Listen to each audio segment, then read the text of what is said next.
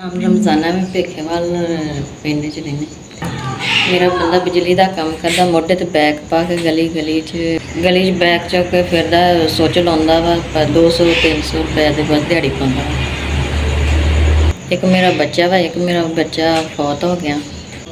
ਕਿਰਾਏ 'ਤੇ ਮਕਾਨ ਹੈ ਦਾ, ਬਿਜਲੀ ਦਾ ਬਿੱਲ ਅਤੇ ਪਾਣੀ ਦਾ ਬਿੱਲ ਸਾਡੇ ਕੋਲ ਬੜਾ ਮੁਸ਼ਕਿਲ ਹੈ, ਨਹੀਂ ਹੋ ਸਕਦਾ। ਮੇਰਾ ਬੱਚਾ ਛੋਟਾ ਜਿਹਾ, ਦੁੱਧ ਵਾਸਤੇ ਪੈਸੇ ਕੋਈ ਆਇਆ, ਬੜੀ ਮਜਬੂਰ ਹੈ, ਨਾ ਅਸਾਂ ਕਿਰਾਇਆ ਦਿੱਤਾ ਨਾ ਬਿੱਲ ਦਿੱਤਾ। ਬੜੀ ਆਸ ਲੈ ਕੇ ਇਸ ਬੂਹੇ 'ਤੇ ਆਏ ਹਾਂ।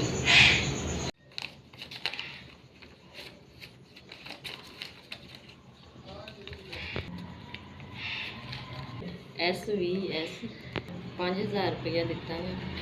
ਅੱਲਾਹ ਤਾਲਾ ਤੁਹਾਨੂੰ ਬਹੁਤਾ ਦੇਵੇ, ਅੱਲਾਹ ਤਾਲਾ ਤੁਹਾਨੂੰ ਕਾਮਯਾਬ ਕਰੇ, ਅੱਲਾਹ ਤਾਲਾ ਤੁਹਾਨੂੰ ਇਸ ਤਰੀਕੇ ਰੱਖੇ ਕਿ ਜਿਸ ਤਰੀਕੇ ਮੇਰੀ ਮਦਦ ਤੁਸੀਂ ਕੀਤੀ, ਇਸ ਤਰੀਕੇ ਤੁਸੀਂ ਲੋਕਾਂ ਦੀ ਵੀ ਮਦਦ ਕਰੋ।